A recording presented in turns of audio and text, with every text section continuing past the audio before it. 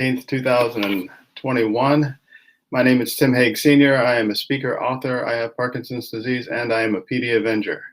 Welcome to Coffee with Tim. This is a discussion of life and all things Parkinson's. Welcome here this morning. If you are tuning in for the first time, well, welcome. If you've been here for a long time, I hope you're seeing me because I'm trying something new this morning. I'm using some software that I haven't used before, and I'm hoping that it is going to work properly for me. So we will find out here shortly if anyone's actually joining us. And if you are, make sure you give me a thumbs up, hit a smiley face or a mad face or whatever you're feeling this morning. If you're on YouTube, make sure you subscribe to the channel. And thanks for tuning in. So I have to go back to last week right away this morning. I shared my letter that I had received from my human resources from my past employer, and stating that my 5 years was up and that I was unemployed. Well, I've been unemployed for a long time, right? But it was that bit of news that is coming, but you weren't really looking forward to. And I have to say that I was super impressed with all of the responses that I got. Good morning, Abe, Betty. Good morning, Diane, Dorothy, Rosemary, and Ken. Good morning. Good to see you guys. I'm glad to see the new software is working. If I had one more screen here, I'd be able to flip over to YouTube and see if I'm actually streaming on YouTube as well, but I'll have to go there later and find out. I trust that it's all working right.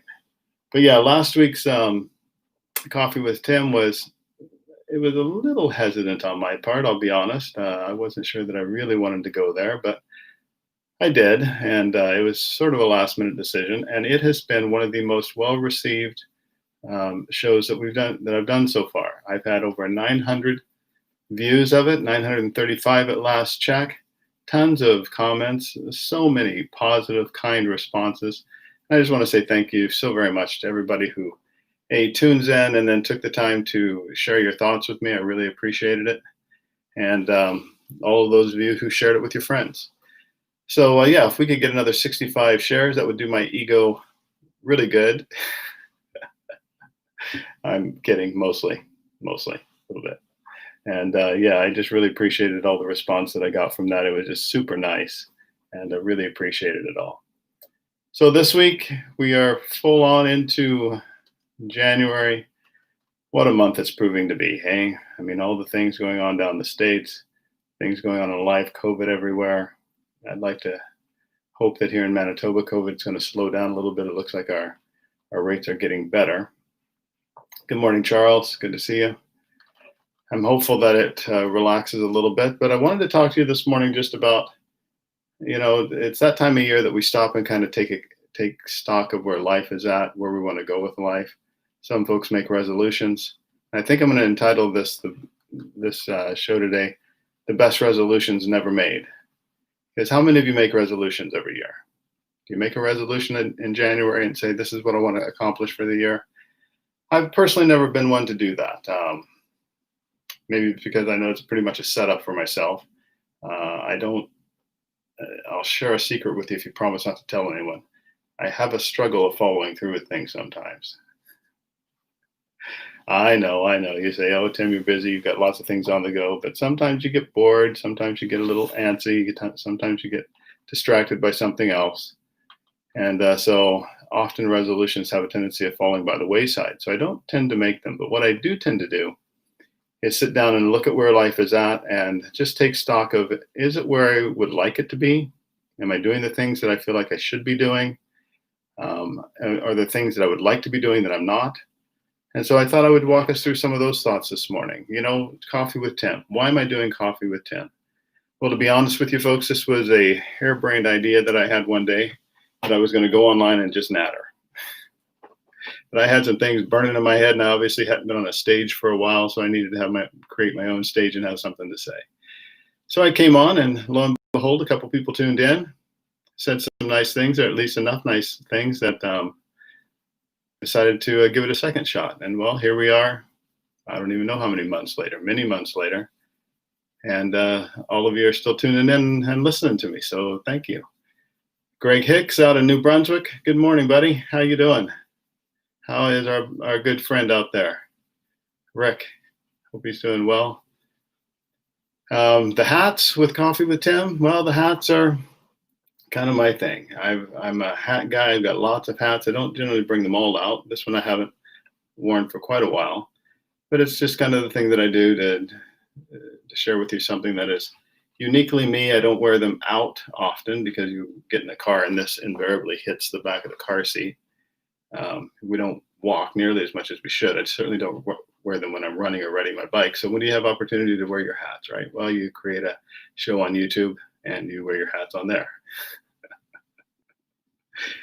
And it's the goal of Coffee with Tim is just to give us a place to gather, to kind of slip away from the world for a little bit. We'll rarely get into too deep a conversations here.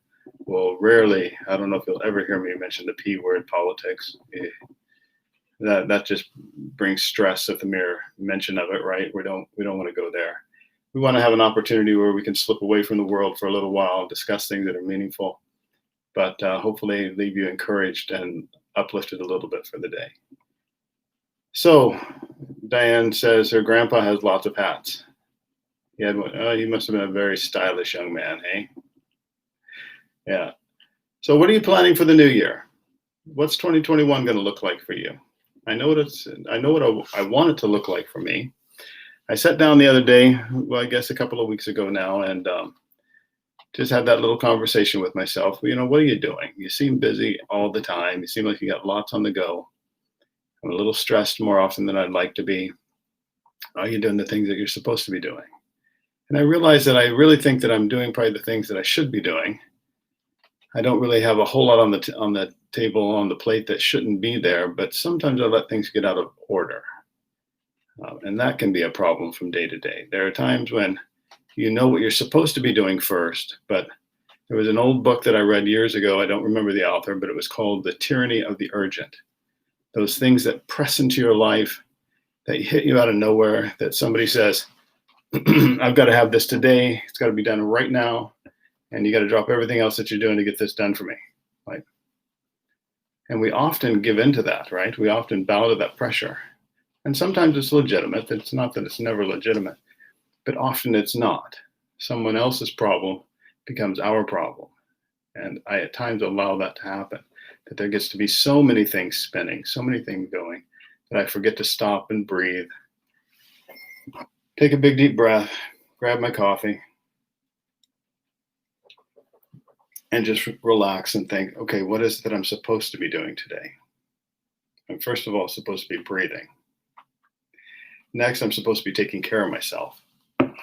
That is the number one priority for Tim Hague, is to look after himself, maintain my biking, to maintain my exercise, maintain my wellness, so that I have the ability to do all the things that I want to do, so that I am a good husband, so that I am a good dad, so that I am a good grandpa, so that I am a good executive director at U-Turn, and all the other things that are in my life. And if I'm not careful to pay attention to that first, it's very easy to let that slip, believe it or not. It's very easy to let my yoga slip by the side. It's very easy to let my exercise slip by the side because there's so many other things that have to be gotten done today. And folks, that is a horrible position to get yourself into. You cannot let your wellness go.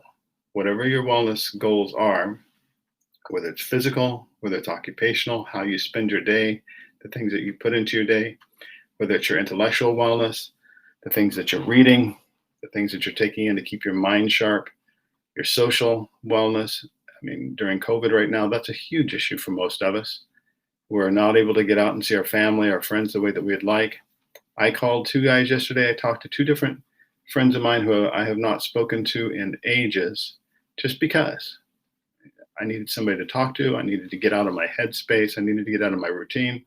I spent an hour on the phone with two different guys who I haven't talked to in a long time. And it was hugely therapeutic. Not because one of them happened to be a psychologist. I don't think he was analyzing me. That wasn't the point.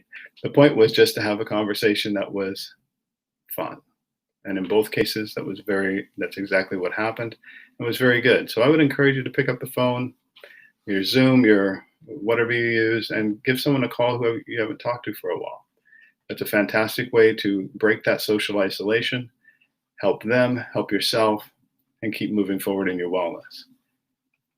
Your spiritual side is another aspect of wellness, and that's something that doesn't get talked about often. But we often don't answer those big questions in life. How do I really feel about COVID? How do I feel about getting older? How do I feel about my Parkinson's progressing? How do I feel about the fact that I may have to start taking more meds or consider DBS or whatever it is that happens to be in your life? I'm not listing a list for me here, just so you know. But all of those things need to be explored and answered so that we can be at peace with ourselves from a spiritual standpoint. And finally, emotionally. How are we doing emotionally? Are there things that need to be dealt with from a professional standpoint? Are there things that can be dealt with from a friend standpoint? What needs to be looked after emotionally? So number one for Tim this year is looking after himself from a wellness standpoint, making sure that all the spheres, those 6 pieces of wellness, are being looked at and cared for. And then next, it falls into family. All right, what comes next in the priority of things is family. Like today, my little grandson turns 2. We babysit him, so he's coming to Grandma and Grandpa's for the day. We're going to hang out and have a good time with little Remy. And that's a huge part of our wellness, our living well, and prioritizing what comes first. There are so many other things I could do today. There are so many demands from U-Turn Parkinson's. There are so many demands from PD Avengers. I have 2 speaking engagements coming up over the next 2 weeks that need attention. There are so many things that I could be doing, but what I'm going to do today is spend time with my grandson, because the little devil's already 2 years old. 2 years that have flown by, and I'm in a very fortunate position that I can spend time with him as one of his caregivers. So we're going to do that today. Then after family, of course, comes work.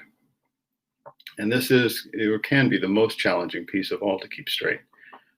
U-Turn takes a priority because, well, it's U-Turn. It's what I founded. It's what's local here. There are hundreds of people that depend on us to provide the wellness resources and therapies that they need to live well with Parkinson's.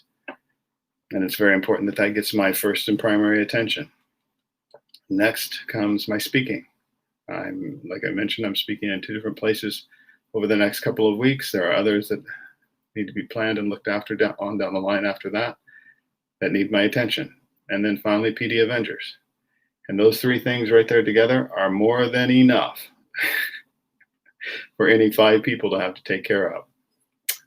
And so I have to continually every day evaluate what has to be done, what needs to be done first, and prioritize my day accordingly. And again, like I said, it can be very difficult some days and allow one to overflow into another day. So what I've done is I have designated specific days of the week that I work on U-Turn specifically. There's a day of the week that I work on PD Avengers specifically. There's a day of the week that I dedicate to my speaking business specifically. I'm trying to weave into another day writing, so I'm paying more attention to my blogs and any other writing assignments or ideas that I have. So I'm more not just talking about my life. But I don't think I'm so special. I don't think that my world is really any more busy, any more challenging than yours is. You face all the same types of things. They probably look different than mine. They are different in their scope and what you do, but nonetheless, you have things that place very high demands on you day in and day out. And I do want to spend some time this morning just encouraging you to take some time, some quiet time, not heavy, not guilt-ridden or whatever, but just peaceful, quiet time to say, what does my life look like? What do I want it to look like? And what are the steps I need to take to put pieces in place so that I can give attention to the priorities first, the priorities second, priorities third, and keep life balanced. I hope that's helpful for you this morning, and hope there's something good that you can take away from that. I hope it ultimately brings some quiet and peace to your world, where you're not as stressed, not as anxious about what needs to be gotten done. Because remember, not everything has to be done today. Not everything that's yelling your name requires your attention right now. It may want your attention right now, but it may not necessarily need your attention right now. Give priority to what's absolutely important, Leave the urgent to later. Leave the unnecessary to maybe never. And be willing to make those hard decisions. Be willing to kick out of life the things that don't need to be there. Well, there's a few things coming up over the next couple of weeks. I'm going to be out in Nevada electronically. I'm going to watch my Facebook feed for a poster talking about the fact that I'll be at the Cleveland Clinic speaking. You are all invited. It's an open session to the public, so I'll post a poster up about that. It's coming up in the next couple of weeks. And then there's a local event that I'll be at here in Winnipeg, a church that I'll be speaking to, and I'll have that posted as well. And then if you're a U-turn Parkinson's, keep an eye out for the things happening there. We have got some super cool, fun, exciting things coming up for the new year that we are very excited about, and want you all to be aware of those things and just take those into account as they come along. And I think that's it for the day. Thanks for tuning in, guys. It's always a pleasure. I so appreciate your comments. Naomi, good morning. Dorothy, good morning. Betty and Rick, good to see you guys. It's a huge encouragement to me that you show up week after week and that you find something of value here. So keep sharing with me what's good. Please feel free to share with me anything that's bad. And along the way, live your best. Remember to persevere. And I'm not going to go to it now. I completely forgot, but I'll bring a book to you next week. That's a really good book that I want to point out to you. But we'll talk about that next week. But until next week, have a great weekend. Live your best. Persevere. Don't let COVID get you down. If you need anything and I can be of help, feel free to drop me a line. And we'll talk to you next week, guys. Have a great weekend. Ciao for now.